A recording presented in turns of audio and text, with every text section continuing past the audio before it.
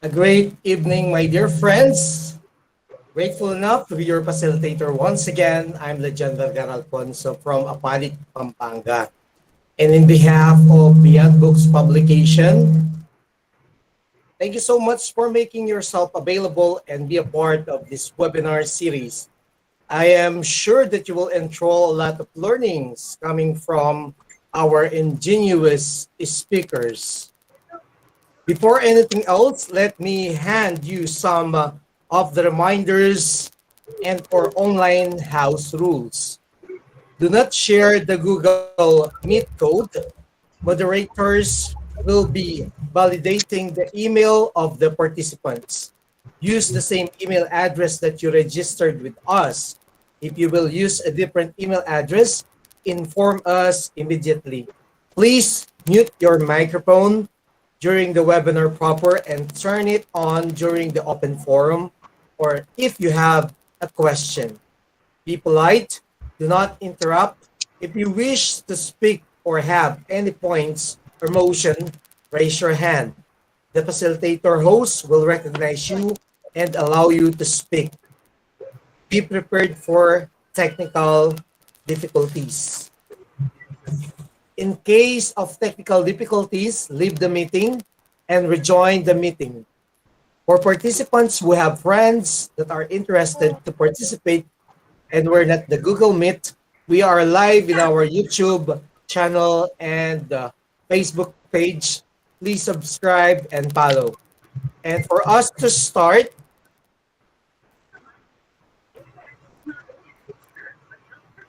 on our week 2 topic, 2, part 2, let's start with the singing of the Makabayan song. Us. If you will use a different email address, inform us immediately. Please mute your microphone during the webinar process.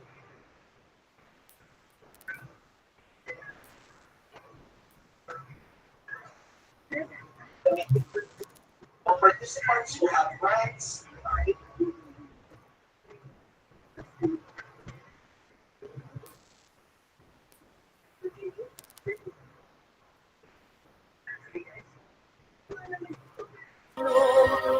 ang dugo'y mahalaga, likas sa aking puso at hikain kay ganda sa Pilipinas na aking bayan, lantay na perlas ng silanganan, wari na rito ng kayamanan ng may kapal. Ika'y sa'king talino sa mabuti lang laman, sa ikatulong ang maging magmahal. Ako ay Pilipino, ako ay Pilipino, sa isang diwa ang minimikli ko. Sa bagay ang bilang lahat diwa, ako ay Pilipino, Pilipino todo.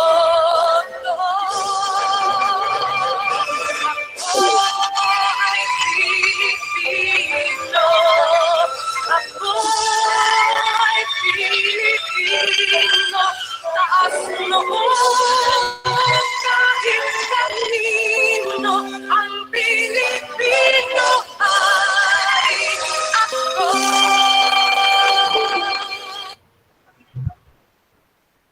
Thank you so much. Please discern silence and let us watch and listen in the entreaty for the supervision of our divine God.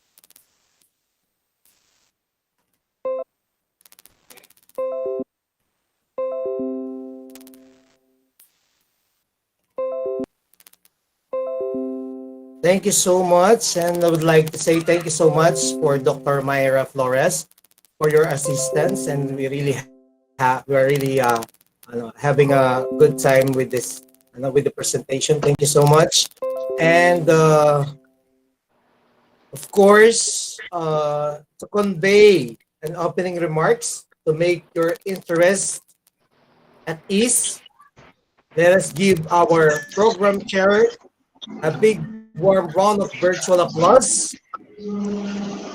for the opening remark for Arlene P. Carlos.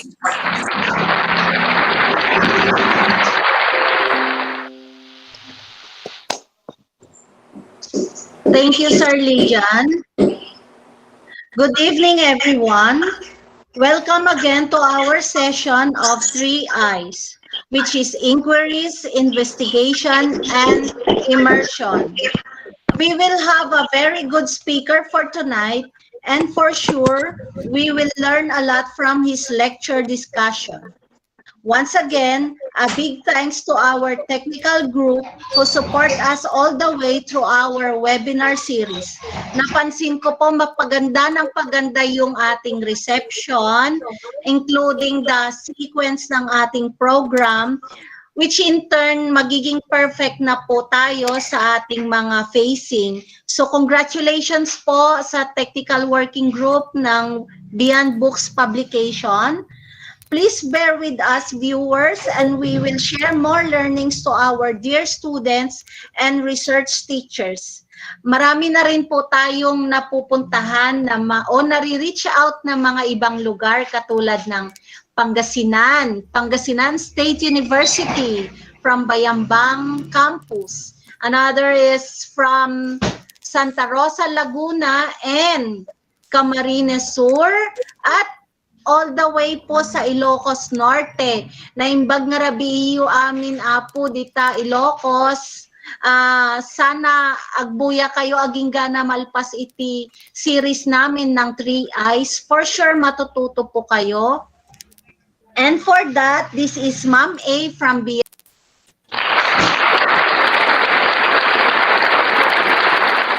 Thank you so much, Dr. Carlos, for delivering a stimulating remark. I am sure that all of us are excited to meet our next speaker. Our speaker for tonight, to our very dear participants and dear friends, our speaker for tonight hails from the province of Laguna. He is the high school principal of Casa del Niño Montessori and Science High School, where he also served as the first senior high school coordinator. Before his current position in the school, he became the advisor of the highest student body organization in one of the allied health medical university in region 4A, and on an opportunity to teach in a national school plus in Medan, Indonesia, where he became a research advisor to his students for an inter-school research meet. Our speaker obtained his Bachelor of Science in Chemistry degree from the Pamantasan ng Lungsod ng Maynila, where he graduated consistent scholar while enjoying another international scholarship privilege sponsored by the Japanese government. Wow. He is a certified peer reviewer, certified by Publins Academy, United Kingdom, Microsoft Innovative Educator, an undergraduate and a graduate level statistician, research panel for undergraduate research, registered teacher, and a resource speaker. Aside from being the school head, he also handles junior and senior high school subject, integrated science, general chemistry, practical research 1 and 2, and physics 1 and 2. And to discuss the topic 2, part 2, statement of the problem, significance of the study, scope and elimination. Ladies and gentlemen, let us welcome an outstanding and hard-working school head, Mr. Herbert M. San Pedro.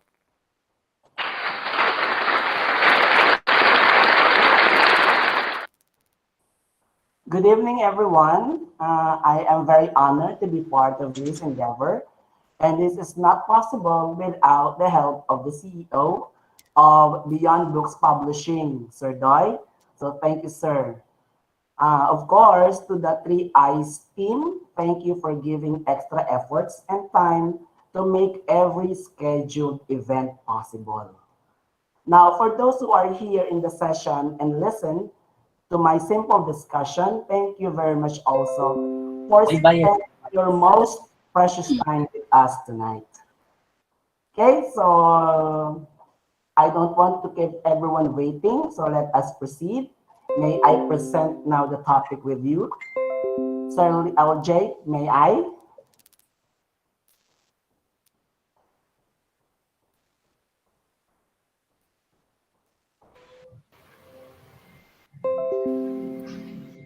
Sir, go ahead. Okay po, I am now presenting my PowerPoint. I would like to see the hands of everyone if they already see my presentation. You can raise your hand. You may use the system. Okay, so thank you very much. Okay, so I see a lot of hands already raising. Okay. Now, I just want to inform the group again that my session is basically part 2 of the principal topic, identifying the problem and asking question. Now, the first part was discussed last week, and because of that, I hope that our participants before or last week are also here tonight to help us. Now, and for those who are first-time attendees, it's okay because the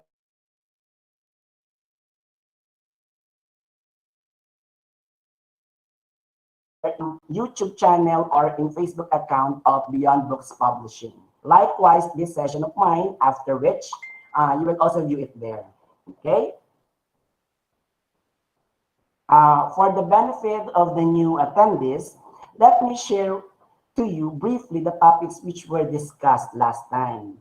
These were the background of the study, conceptual framework, and research hypothesis. Now, three significant concepts that all beginning researchers must really pay attention. Why? Just for one reason. Because these three play a vital role in your study.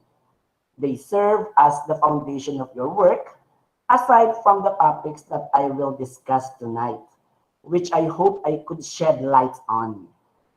Okay? Now, what are the topics in store for us tonight?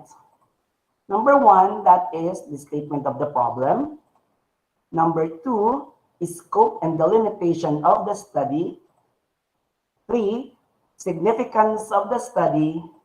And four, the definition of terms. Now, like other teachers do, may I present to you what are our objectives? Of course, after the session, I hope our attendees, teachers, and students may be able to write a good statement of the problem. State correctly the scope and delimitation of the study. Identify to whom the study is significant and discuss why. And define the important terms properly. Okay?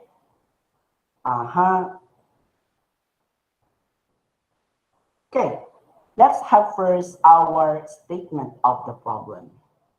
So when we say a statement of the problem, or we fondly say SOP, I think naniniwala ako na karamihan ng research teachers dito, shortcut ang statement of the problem to SOP. Ba, yun ang common sa atin. Now, what is an SOP? It is a declarative account of the main research problem that will be investigated. Or let me say that a paragraph that encapsulates the realities, yung katotohanan to be investigated, the variables to be studied, and a summary of the methods to be applied. Then followed by specific questions related to the main problem. Ano bang ibig sabihin itong mga ito? Let us break it down.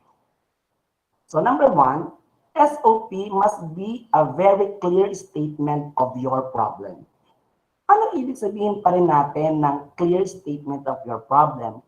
We know for a fact that most of the time, problem comes from our inquiries, questions, or idea na nasa utak natin. Okay, may nakita ka, may naobserbahan ka, makakaisip ka. Meron kang biglang tanong after reading some material. Meron kang narinig, and again, nagkaroon ka pa rin ng konsepto ng tanong. If you intend to put this into writing, yung sinasabi mong tanong sa iyong isipan, then this is basically the statement of your problem. Yun nga lang, there is what we call some routines or technicalities that you should consider in stating your problem. One is, you have to include the variables. Ano ba yung mga lalaruin mo? Ano yung mga bagay-bagay na titignan mo habang iniisip mo yung problem na yan? And next is, what will you do with your variables? How do you think your variables will play with each other to obtain your answer? Okay? Para masagot yung tanong mo at para malaman mo ang kasagutan sa iyong problema. Number two, write the specific questions that you think you need to consider in order for you to answer your query. So, may problema ka na, may statement ka na. Kailangan mo syempre ng mga support idea. Saan manggagaling mga support ideas mo?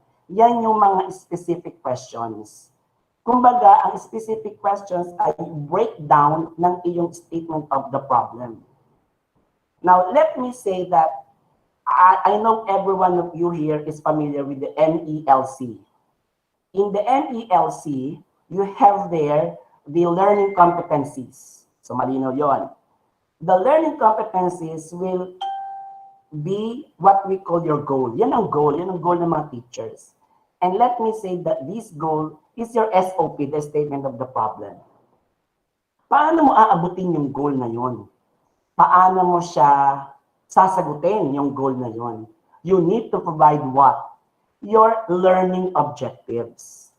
Your learning objectives will be your specific questions that you think will help you to lead you in answering your problem. Sabihin natin, ang mga objectives mo, ang iyong mga little steps to reach your goal. So, ganun din sa isang buong konsepto ng SOP. State the problem, and then try to think of some questions na dun. Okay? Then answer these questions. The next question probably you are thinking is, how are we going to answer these specific questions? Dito na papasok ang tinatawag nating research instruments. Diba? So I know all of you here are familiar with research instruments. And although I will not discuss this in this session, so kailangan lang para magkaroon ka ng tamang data or tamang information, you must come up with a well-crafted research instruments. As an example, you have your questionnaire, your survey forms, your interview probes, yan ang mga RIs na sinasabi. Very good RIs, I believe you would be able to get the information that you will need in order for you to answer your problem. Okay, now the next part of this are examples of a well-crafted statement of the problem. May I inform the group also that the succeeding examples that you will see are the current research thing that my students here in our school is doing. So, eto sila, no? Here we have an example 1, SOP1. Now, this study aims to determine the relationship between the respondents' anxiety level while having online distance learning and their academic performance in Physics 2. So, yung upper portion ng ating material, ito yung sinasabing SOP. Ito yung statement of the problem. Ito yung pumasok sa utak ng ating estudyante. Ano ba yung naisip niya? Ano yung nakita niya? Okay? Now, nasaan dyan yung mga variables? Na pumasok ba ang mga variables na kailangan niya i-consider? Ito yung mga highlighted ones. So, obviously, respondents' anxiety level, that would be 1. And of course, academic performance in Physics 2. So, paano kukunin ang mga information? Siyempre, kailangan ng mga questionnaires. And obviously, itong isang academic performance, it will be grade. Now, ang tanong ano ang gagawin mo sa mga variables? Part of the SOP. You want to determine if there is a relationship. So, nandun na yung magiging interplay ng dalawa. Is there a relationship or there is no relationship at all? Okay.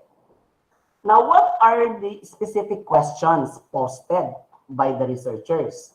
Una, syempre, respondents' anxiety level, we need to determine first what is the anxiety level of the respondents while in online distance learning. Next is, what are the respondents' academic performance? And finally, is there a significant relationship between the respondents' anxiety levels and their academic performances? Now, this is very, very important, especially in the last specific question. Because like the other lecturer said last week, he also discussed what we call research question, a research hypothesis rather. Now, where do we anchor our research hypothesis? We anchor it to our statement of the problem. So, ayan po yan. In 1, 2, 3 specific questions, question number 3 plays a vital role in coming up with a good research hypothesis. So, kung anong inyong magiging hypothesis, depende kung ano po ang inyong sinulat sa inyong SOP. But honestly, ang mga hypothesis ay very evident sa mga quantitative researches.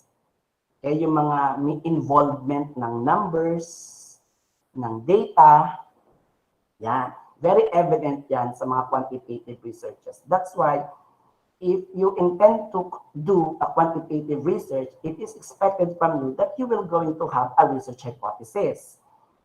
So in doing so, please pay attention sa inyong mga SOPs. Hahanapin yon. So if you will going to present in a panel, hahanapin yung part na yon sa SOP nyo. Okay?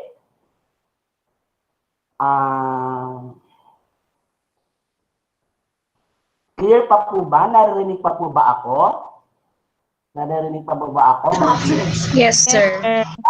Thank you very much po. Okay, so thank you.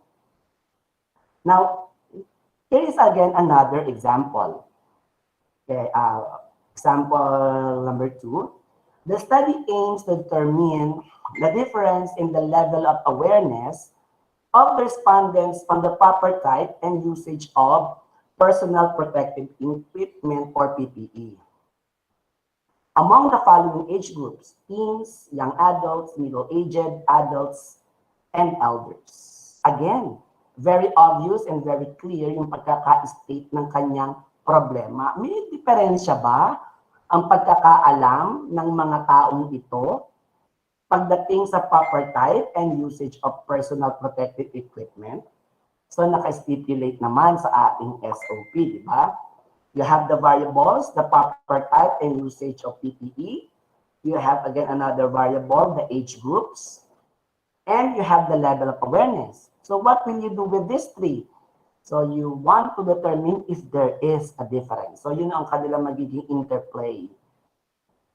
Now, what are the questions posted by the researchers para masagot yung kanyang problem? Una, syempre, what's the most used form of PPE that the public uses? Alamin muna natin. Kasi nga, yung proper type How often do the respondents use PPE? Kailangan din yun. What is the level of awareness of the respondents on physical attributes and usage, and then efficiency of PPE? Ang tinitignan. And finally, is there a significance among the age group as to the proper type and usage of PPE? So nakikita po natin dito yung pagkakaugnay-ugnay ng mga tanong in order to answer the problem posted by the researchers, by the student researchers. Okay? So I hope I was able to point out clearly how to write a statement of the problem. Next is scope and delimitation of the study. Actually, these are two different things when it comes to research. You can have two separate paragraphs for scope and delimitation. The first paragraph is your scope, and the second paragraph is your delimitation. Okay, question: what is the difference between the two? Write in the scope, and what will I write in the delimitation? For the scope, it indicates the total area of the study by establishing the boundaries of your research through the specifications of both. You need to just answer the following: who, where, when, what. Sometimes you can also include the why and the how. Sometimes, kasi yung why, it will answer yung purpose of your research. But if you have a separate section for purpose, then do not include it here anymore. Kasi may separate section. As to the how, it has something to do with the methodology. Okay, so you can write a mini thing or mini idea of your method and do the rest sa inyong methodology section. So that is for the scope. Who, sino ba mga involved? Where, saan yung research lokal, saan mangyayari, when, kailan mangyayari, and what are the things that you need to look for sa ating mga respondents. Yan ang scope. As for the delimitation, these are the variables that are left out on purpose by the researchers. Anong ibig sabihin niya? Yung sinadya nyo ng hindi isama. Okay? Kung ito yung scope, ano yung hindi ko na isasama? You need to include that in your material so that if there will be a panel discussion or a panel defense, alam na nila. Hindi na nila hahanapin sa inyo. Although sometimes they will ask you, but that is just to know if you really know your work. Alam na nila agad, sa unang tingin pa lang, kaya pala wala doon sa kanyang paper. Kasi, hindi naman niya talaga isasama. Okay? Hindi naman talaga niya isasama. So, that is basically the difference between a scope and delimitation. I repeat, for scope, ito, just answer the following: who, where, when, what, and if it is possible, if you don't have a separate section for purpose, you can include why, and a brief, very, very brief discussion of your methodology. Okay, then the details of it, presented in chapter 3. For delimitation, again, what are the things that you will not going to consider anymore? Okay, yun ang konsepto ng delimitation. To provide you examples, ano ba dito? So for scope and delimitation 1, in this study, a survey about the awareness on the advantages and disadvantages of online class will be given to the graded students of CBN MSHS. That is the acronym of my school. School year 2020-2021 via Google Form. Now, the results obtained will be analyzed if there is a difference in the respondents' level of awareness in the advantages and disadvantages of online class. So dito, in-emphasize na rito yung mga who, where, when, and what. Also, meron na rin a brief discussion of the how. Diba? Kasi via the Google Form nga daw ipapadala. So, nasa yung delimitation? Nasa baba. Now, meanwhile, the researchers will not consider the online platform being utilized by the students. So, kasi there are so many online platforms available out there. So, wala namang nothing in particular. So, okay lang. And the time the actual online class is happening, hindi natitignan yon. Okay? Also, the subjects being taken by the respondents will not be considered in this study.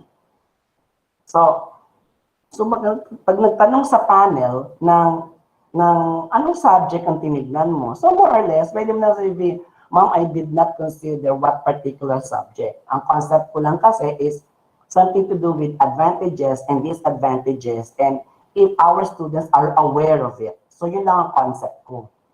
So malinaw naman sa iyong scope and delimitation 1. Okay, next, another example.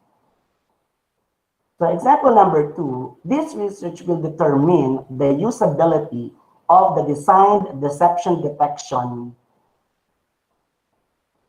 in social media platforms instrument. So medyo mahaba to, na medyo lengthy. Pero ang ibig sabihin lang nito is, yung mga bata, they will create a certain instrument na magti-trigger kung sino man or magli-lead and sa'yo kung ang isang announcement sa isang social media platform ay totoo or hindi.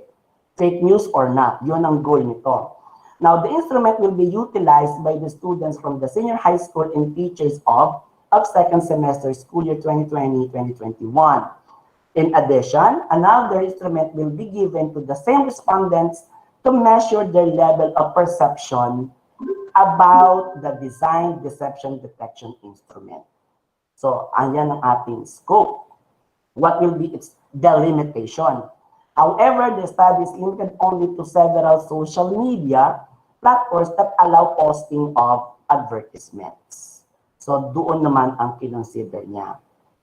Okay? So, that would be for scope and delimitation. Again, for scope and deli, simple lang. For scope, ano ang cover niya? Just simply answer yung aking binigay na who, where, when, how, why, what. And then, for delimitation, just tell us what are the things na hindi mo na i-include sa iyong study. Now, The next is significance of the study. Another important section of the paper. What is significance of the study? Okay. Here, it is basically a statement answering why the study needs to be done, indicating the value to existing body of knowledge and identifying the stakeholders who will benefit from this knowledge. Ganon kasimple lang ang konsepto. Bakit mo siya gagawin? Bakit mahalaga ito ay magawa? Ano ang meron dito? Ano ang magiging contribution nito sa ating body of knowledge, existing body of knowledge? And then, who will benefit? After getting the results, who will benefit? Kaya, significance of the study. Now, there are two ways how you can present your significance of the study. One is via the conceptual significance. So, ang ibig sabihin ay, ang bibigyan mong focus is more on impact to the existing body of knowledge. Nakatulong ba? Nakadagdag ba? Ideas. Nagkakaroon ba siya ng contribution sa existing ideas na alam ng mga tao? Or there is a radical change in the idea after obtaining the result? Understanding of the different realities. Realities means existing. Baka naman nung pumasok na yung research mo, nung lumabas na yung resulta, nagbago yung posibleng pinaniniwalaan ng tao or mas mabibigyan ng emphasis yung kanilang pinaniniwalaan. Now, that would be conceptual significance. And the other one is the practical significance. Actually, dito tayo mas nagfo-focus. In all kinds of researches, especially pag may ganitong section, significance of the study, dito nagfo-focus ang lahat ng researchers. Bakit kaya? Kasi ito yung may direct meaning sa tao. May direct importance sa magbabasa. Practical significance. Contribution to the lives of a specific person or groups or to a practical problem need to be solved. Remember guys, pag tayo ay nagtuturo, I think everyone can attest to this. Sometimes, our students will ask us, especially in mathematics, will ask us, teacher, saan ba namin gagamitin niyang square root? Teacher, tinuturuan lalo na doon sa mga batang, they are still having difficulty in understanding some concepts in mathematics. So, saan namin gagamitin niyang radical? Saan aspeto ng buhay namin gagamitin yung rationalization? Bakit namin pinag-aaralan yung polynomial functions? Of course, for us teachers, magtataka tayo, no? Somehow, may isip natin, saan nga ba? But as teachers, we will not project that to our students. Diba? But we will try to provide them information where and when they will going to use it. So, ano yung kanyang authentic application? Ganon din sa research. Kaya mas tinitingnan, mas naglilin towards the practical significance because ito yung may direct involvement sa authenticity ng ating ginagawa. So, from there, makikita niya, kaya pala ginawa itong research nito kasi para dito sa ganitong concept. Okay? So, kaya naglilin tayo going to practical significance rather than conceptual significance. But I am not saying that you cannot write your conceptual significance. Pwede din ito. But ito ay para lamang sa mga ibang aspeto ng research na dapat doon siya papunta. Especially yung mga pure type of research. For the applied ones, it's more of the practical. Okay, more of the practical. Pero yung mga pure research, more or less, dun ka pupunta sa conceptual significance. Now, how do we write significance of the study? So, meron two ways how to write significance of the study. Yung una, yung isang diretso lang. So, sinasabi mo na agad yung conceptual significance ng iyong study. And, saka mo sasabihin para kanino. Sino ang mga makikinabang. The other one ay sinasabi mo na rin yung general practical significance of the study, and then again, you will try to put down or site-specific personalities who will benefit from your study. So I have one example here. So this is just an excerpt kasi medyo mahaba ito. Again, my examples here are real researches. Now, number of clinical internship hours. So ito ang konsepto.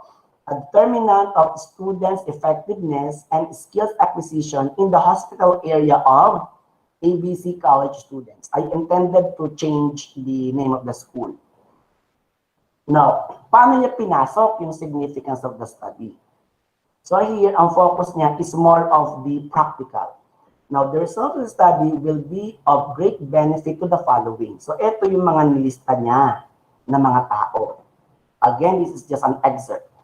So for the dean, after getting all the information or after getting the results, sasabihin niya, for the dean, data given will provide the dean with information on how the number of duty hours in a week affects the student's academic and RLE performance. RLE means related learning experience. Now, the results will enable the dean to improve the scheduling, so on and so forth. So again, nakikita mo, yung pagpe-present niya ng significance of the study is naka-anchor sa practical significance of the results na makikita nila.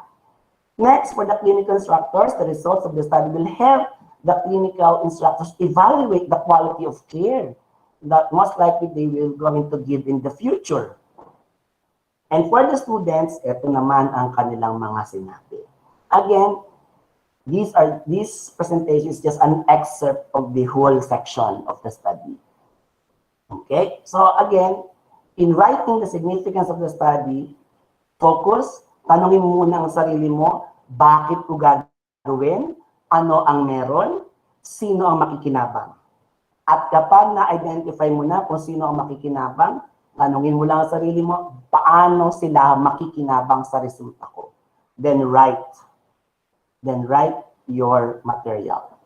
Okay? In education, if you are doing an education research, normally, palagi lang nakapali sa mga ito. Student, teacher, school administrator, and future references. Or future researchers. Nakatali lang dun sa apat. In most cases, ang mga benefactors kapag educational research. Now, if it will be another kind of research, kailangan tanungin nyo ang sarili nyo, sino ba ang mga direct person na pwedeng makinabang? Hindi palaging sila, hindi palaging si student, hindi palaging si teacher, hindi palaging si school admin. Siguro yung future researchers magiging fixed. Pero yung first three, I think, magkakaroon ng difference. Magkakaroon ng iba-iba kung iba-ibang study na ang iyong ginagawa. Ikaw lang naman na researcher ang nakakaalam sino ang posibleng makinabang kung bakit mo gagawin ang isang bagay.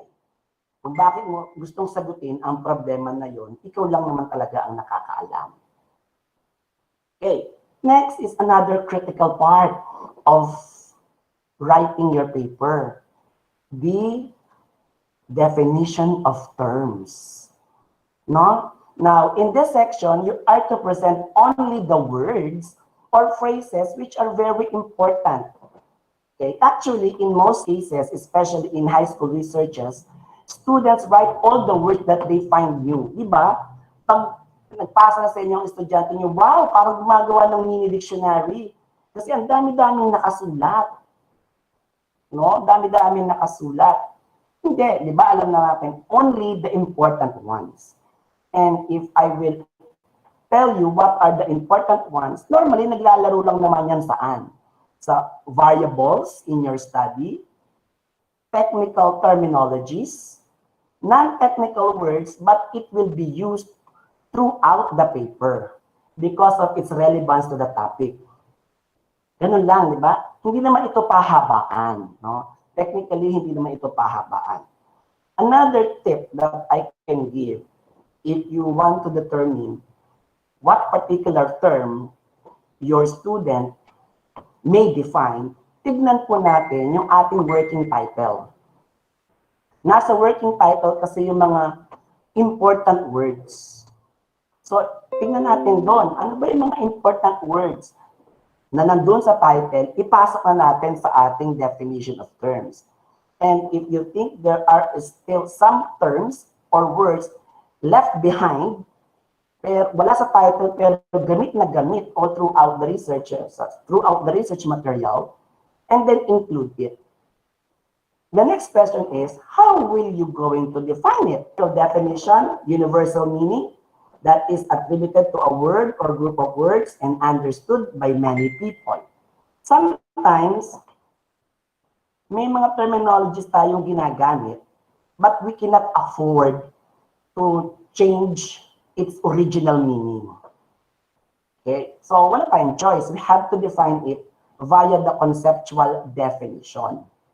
But, if we will going to use another term, which has also an original will be used in your study, and this time it will going to have a different meaning, then you have to define it according to how you will going to use it in your study. So ang tawag doon ay operational definition. So based on contextual meaning, paano ba siya ginamit sa iyong study? So ganun mo siya i-define. So definition is derived from the way how the term was used in the study. So, temperature. Diba? Alam naman natin. So, it is simply defined as the hotness or coldness of a body. Diba? Ganun kasimple lang. But, baka gagamitin mo sa study mo. And this time, you will going to make use of temperature, but with a different meaning. But with a different definition. Only with respect to your study. So, i-define mo siya according to how you intend to use the word temperature. Pero kung talagang hindi naman talaga magbabago ang definition, then so be it. Okay, go for the conceptual definition. It's common yung term, but it will play a vital role in your study. Kaya include it in the definition of terms. Now, there is again another, I don't know if most of you here is familiar with the way how terms are presented. Yung most common ay alphabetical order. Wala namang question doon. But another way of presenting the terms ay yung kanilang order of sequence sa title. Nape-present ng ganon ang definition of terms. So, kahit kung ano ang paano lumabas sa title yung mga words, ganun din siya lumalabas sa definition of terms. Kung let us say, effectiveness of online learning in the academic performance of students. So, ano yung mga terms na important doon? Yung effectiveness, academic performance, so nauna si E kaysa sa A, and then una mong i-define yung E, and yung effectiveness, and then saka mo i-define yung academic performance. So, pwede rin yung gano'n. Although, hindi sa usual na ginagawa. Okay? Hindi sa usual na ginagawa. Especially in the Philippine context, hindi siya usual na ginagawa. Okay? So, may I present my example, also an excerpt. So we have here, title, Students' Performance and Anxiety Level in Chemistry, using peer-assisted learning strategy. So the author is Hernandez. For an accurate operation and interpretation rather and understanding of this study, the following terms are defined operationally. So sinabi niya, malinaw sa kanya na operational definition ang gagawin. Now, to give clear concepts and better understanding of the words used. So, ito na. So, makakasin niyo rito mga viewers na he considered peer-assisted learning as one of the important term to be defined. So, andyan siya. So, sinabi niya, strategy used in the study to enhance the student's performance in chemistry and so on. So, wala naman yung tutor dun sa title, pero ipinasok niya. Kasi alam niya na relevant yung word na tutor, actually isa dyan ay tuty, sa kanyang study. Kaya kailangan niyang ipasok. Pero kung titignan mo rin naman dito yung ating definition, hindi naman masyadong lumalayo eh. Hindi naman masyadong lumalayo doon sa conceptual definition na tutor. And then you have performance in chemistry. O, nandun yun sa title, students' performance. Ba? No, refers to the achievement of the students in the researcher-made test in chemistry covering the following topics. So again, this is how you normally present your definition of term. So I believe hindi ito nakaayos according to alphabetical order kasi may P dito, may T tapos P again. So again, more or less, it has something to do how it appeared sa buong setup. Although yung traditional ay alphabetical in order. Okay? So these are my references. And so that ends my discussion. Thank you for listening. I hope I was able to share something with all the participants tonight. Thank you. Yeah, thank you so much.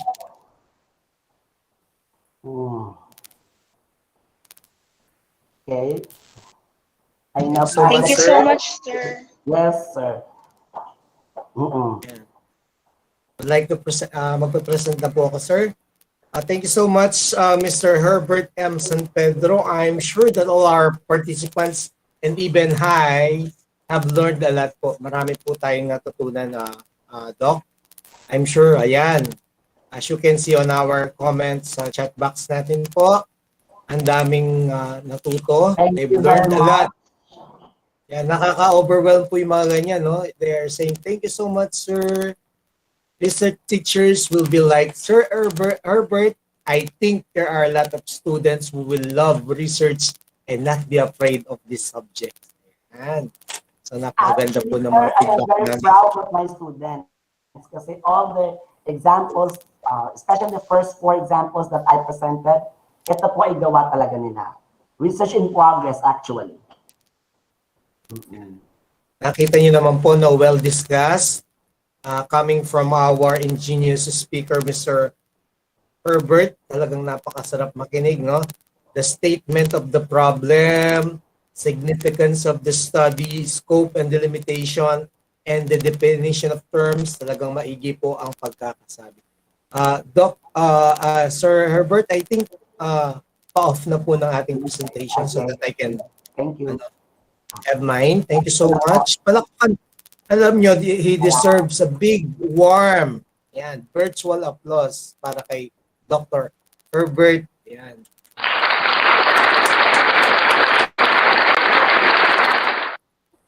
Thank you so much, Doc.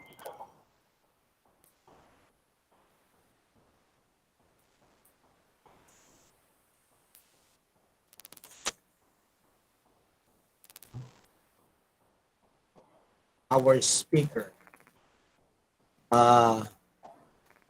Mr. Herbert M. San Pedro.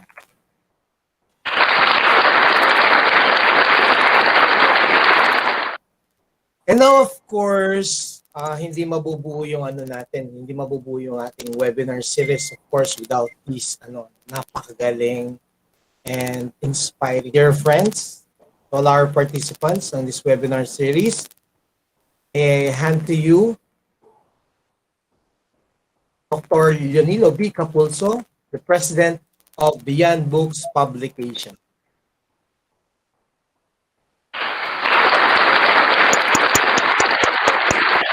Doc? Sir Lijan. Yes, Sir ma'am. Lijan. In behalf of Sir Leonilo, ako po yung magsasalita for the closing remarks. Okay, No, it's present ko lang. message coming from message coming from Dr. po tayo. From Sir Leonilo po. The Okay. message lang po siya. Let us Okay. hear something coming from Dr. Leonilo. Okay po. Sige po. Doc? Sir Leonilo. Sir LG, Ma'am Arlene will take over for the closing remarks. Very shortly, thank you for all the participants. Congratulations to Sir Herbert San Pedro for our speaker this afternoon, to Sir Lijan for facilitating, and the rest of the participants. the rest of the announcement will be taken charge of our program chair, Dr. Arlene Tominis Carlos. Thank you, thank you. Yes, the doctor will be called later for the closing remarks. Thank you so much, Dr. Junilo Capulso, for your message.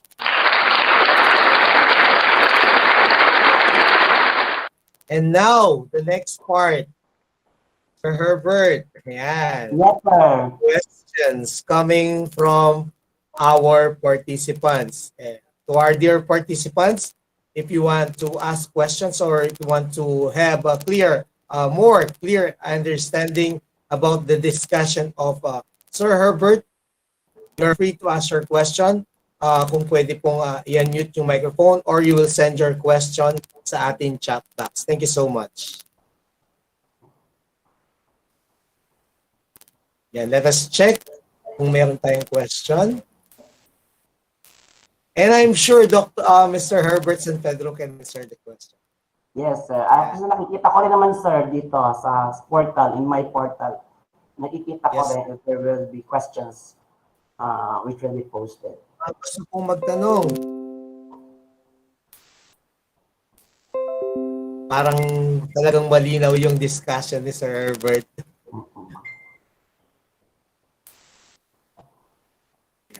Hintayin natin ng konti. Maybe they will throw their question.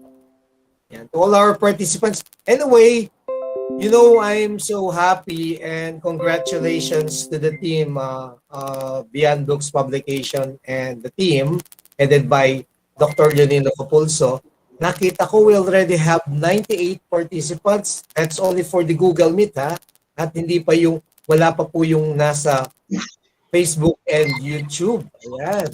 100 po, 100. 100 na tayo. Thank you so much. Congratulations to the team. Ayan. May question po. Ma'am Marlene, do you want to ask a question? Kay Sir Herbert. Ay, walang, okay po. Sir Herbert, kasi dito ako mahina sa sa paggawa ng statement of the problem. Pero may isang teacher na magaling sa research na nagturo po sa akin. If you have that title, for example, hahatiin mo daw, kukunin mo daw yung pinaka main topic mo doon sa title mo mismo. Sir, i-correct mo ako pag mali, no? Kukunin mo yung pinaka main topic doon sa title mo, then what is yung tanong, what is. Tapos the next step is hatiin ko daw sa dalawa, i-break ko daw sa dalawa yung title. So what is, tapos yung next nga, katulad ng example niyo po kanina, is there a significant relationship? Yun po yung next na tanong. Tama po ba ako doon sa pagkakaintindi ko po ng paggawa ng statement of the problem? Kasi lagi kong sinasabi sa mga estudyante ko, pagdating sa statement of the problem, umpisahan ng tanong, what is, then is there a significant, yun po. Yeah, actually, ma'am, so thank you, ma'am, for your question. Actually, ma'am, there is no, if I may say so, there's no strict rule in writing the statement of the problem. Sometimes po, it depends sa galing, if I may say so, o yung frequency ng isang teacher na gumawa ng research. Kasi as time goes by, kung palagi kang gumagawa ng research material, nakakasa mo na rin kasi yung sarili mo, diba? Nakakasa mo na yung sarili mo sa paggawa ng different sections. So yung tinuro po ng inyong co-teacher, I believe there's nothing wrong with that kasi yun yung kanyang style na ginawa para mabilis niyang makreate ang kanyang SOP. Likewise, talaga na I agree with her when it comes to kinukuha niya sa title kasi actually the title is basically the problem itself. Okay, yung mismong title, yun na yung problem mo eh. You just need to get the main information or the main topic in that problem at doon mo na i-create ang iyong statement of the problem. Sabi ko nga kanina, ang SOP ay dapat yung clear statement of what you are trying to answer. clear statement of what you are trying to solve. In the title, kasi marami pa nandoon eh, di ba? Sa title, minsan nakasulat yung sino yung magiging respondents. Minsan nakasulat din sa title yung taon. Minsan nakasulat din sa title yung methodology. In the SOP, hindi na masyadong dinidetalye yun kasi ang focus talaga lang niya is yung ano yung gusto mong sagutin. And through the help of your research questions, yung mga specific questions, doon mo na hihimay-himayin pa yung na-create mong SOP to lead you doon sa iyong target na problem. Kaya nga ang analogy ko kanina ay competency and objectives. Ba yung competency at objectives. Yan. Kaya mahalaga, ano ba yung goal? What do I really want to achieve? That's my goal. Yun yung SOP mo. Paano ka makakarating sa goal na yun? Write your mini questions. Talaga naman pwede kang magsisimula sa mga what. But that is for the specific questions. Okay? Pero ang tanong, yung bang what na yon ay related ba dun sa problem? O baka naman naitanong lang si what?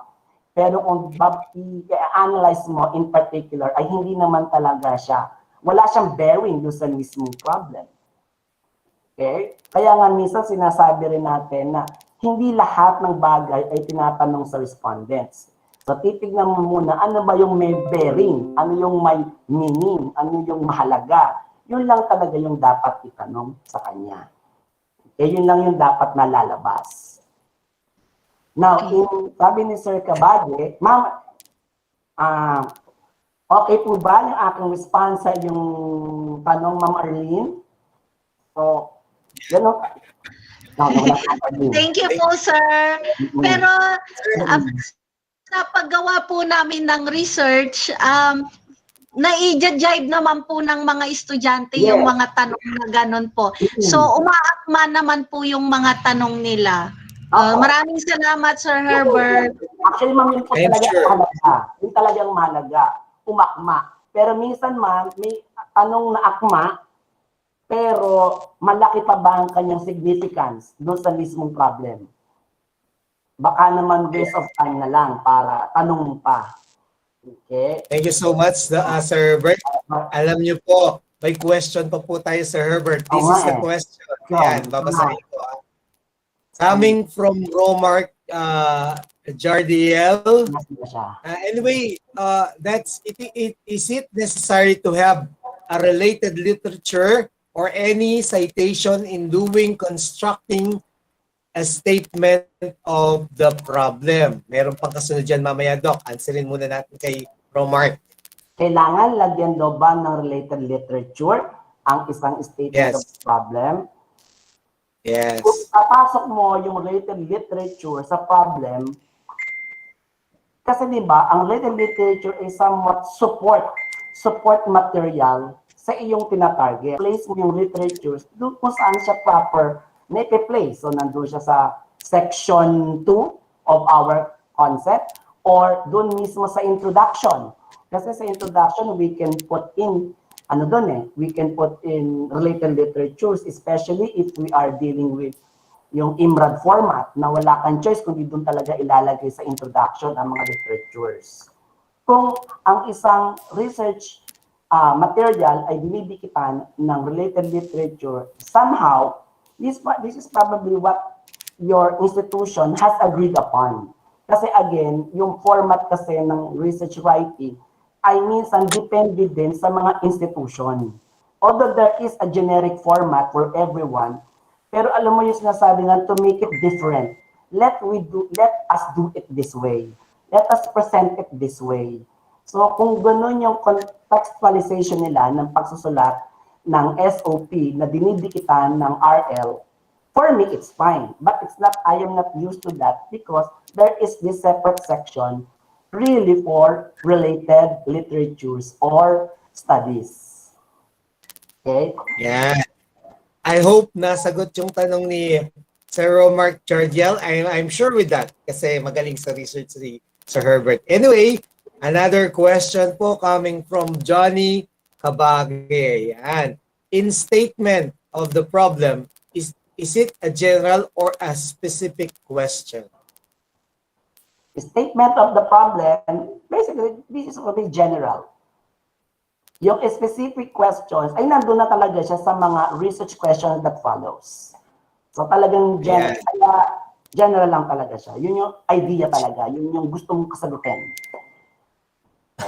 Natutuwa po ako sa inyo, Sir Herbert, kasi talagang while you are discussing, talagang it really comes from the realm of your heart.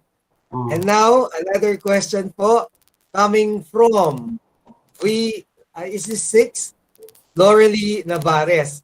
If a research study utilizes a mixed design, is it really necessary na yung questions for the qualitative part goes before the quantitative part? Goes before, walang rule dyan. Walang rule. So, mixed design is mixed design. So, definitely this will be a combination of a qualitative and a quantitative part. So, wala namang strict rule again, sino ang mauuna. Okay? So, pwedeng mauna si quantitative if you think mauunang masagot yon before giving a qualitative result. Kasi di ba minsan, sa ating research instrument, nagpapasagot ka muna using the Likert scale. So that is quantitative. Then afterwards, you give your idea. So ibig sabihin, words nang sagot dito. Then that goes with qualitative. So, tignan mo rin paano ba na-construct yung questionnaire na ginagawa mo. So kung unang sinasagot doon ay quantitative, then quantitative comes first, and then qualitative. Very much din po.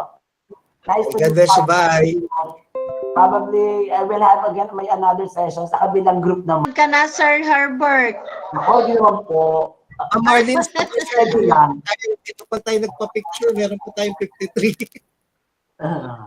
Okay po, sige po. Picture time Nakalive na. po ba tayo, Doc Myra at Sir Parang Jacob? hindi na, sir. Parang hindi na. Okay lang po. Thank you. Parang, Picture muna po tayo lahat. Ayan. Paki-raise lang po yung mga hand ninyo kung willing kayo na magpa-picture at